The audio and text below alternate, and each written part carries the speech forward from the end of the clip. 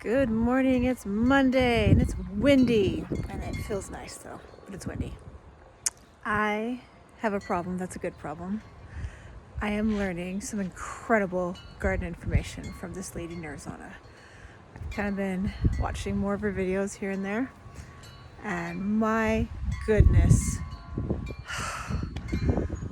I just wish I could get started over and I can't, but I am making plans for trying square foot gardening. I tried it years ago when I first started learning about gardening, and I can't remember how it went. It was like over 10 years ago, but I remember thinking, what a cool concept. And I have two 4x4 beds, but this is what they look like now. So, not knocking them at all, they're fine, but while they're fine, they're not fine. Look at all this open space that could be used right there for plants. I have like meager tiny amount of plants right there.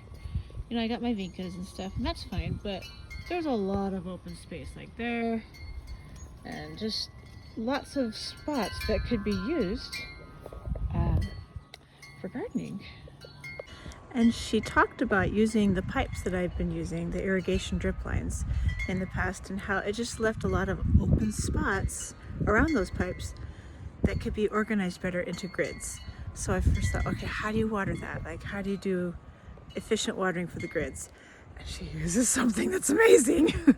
It's called a gardening grid. It's a drip line, but specifically in grids, and it hooks together like puzzle pieces. And you can buy them from this website. And I was like, done. And you can lift it up when you need to put compost or things in like that. You can put it back down. It's not permanent per se. So I was like, okay, and it spits water out on all sides of the square of the grid. It's like a bunch of grids. Waters evenly. Huge, huge. So good. So my mind's like, okay, let's make plans for fall. Because right now we've got everything established really well. Trying to do the best I can. But then I just got more knowledge. So when you get knowledge, you do better. When you learn better, you do better. So I'm so excited. And this poor canopy, we're gonna have to do something different. I've glued it together. It's still bending and flopping over in the wind. It's attached by rebar. You know, you put the pipes over the rebar. It's still not working. And she did something where she used electrical conduit, which is this pipe, and not this big corner up there, but she used plumber fittings, a little piece. So now I'm like, okay, I want to fix this guy up. She also talked about gardening vertically, where you could have a structure right here going over the end of the bed, and she used cattle panels that you can get from a depot and used that to attach to the structure for things to grow up. It was perfect. So I'm just out in the garden looking around and envisioning, and this is good. I mean, this is a good little layout of green onions and peppers and things, but it could be so much better. It could be a lot well organized, and that's what we're gonna learn about. Got a little one with me. Also, she talked about growing her tomatoes up. She doesn't have anything on the ground. She grows up, and she has shade cloth over them. So that's the deal.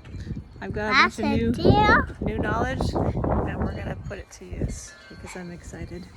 So, Garden Lady in Arizona, thank you very, very much for your excellent YouTube channel and all of your wealth of information on your blog. I see. It's wonderful. Look at my little mint plant. I put it right here because it would get water from the AC drip that comes out. Isn't that perfect? Okay, we've already gotten cracking. So while this yard that we live in is not an HOA fancy beautiful yard, it is kind of like my junkyard in a small way. I've got room for my crap when I work on projects. Let me show you. So when I need something, I come over and I find it. I have my leftover supplies. making the blankets for kids playing forts. And I just pulled out that canopy, and I want to do something fun with the PVC pipe. Make some type of standing sprinkler thingy that I saw on Pinterest. So, but yeah, I come over here and be like, okay, what do I need? And in the other corner, I have all my leftover tomato cages. And I've got this awesome wheelbarrow, this cool shed our neighbor gave us. And then if you come over here, I've got my pile of mulch. So everything's like in organized little piles, per se, more supplies. Oh, that stuff's expensive. That's some good stuff to go on the walls over there or to make a trellis. So I'm really thankful for this cul-de-sac sized backyard, even though it's messy somewhat. It's got room for all my supplies. Okay, we've gathered up all the leftover electrical conduit pipes, which is great because apparently the price jumped. Now they're $10 a piece. They used to be like $3. If you've been to Home Depot lately, you've noticed that prices are skyrocketing for lumber and all sorts of things. Now the canopy is gone, but it will be replaced with that. I need to go to Home Depot today and find those corners, those plumber pipe fittings. And that's how it's done. You get an idea, you make plans, you do it. You make it happen as best as you can without going crazy. I used to be really worse when I was younger. When I learned about new stuff like herbs and things, kind of went all out without pacing myself, taking it easy, gaining little bits at a time of knowledge. So I've tried to do better. And now with this lady and all her garden info, I'm just implementing one idea today, just one. I'm going to switch the canopy to the better pipes. I'm going to save money by getting these little corners instead of ordering these big corners off the pool and canopy website that was like an arm and a leg, even though it's super sturdy. So you just take one little idea and do the best you can with it.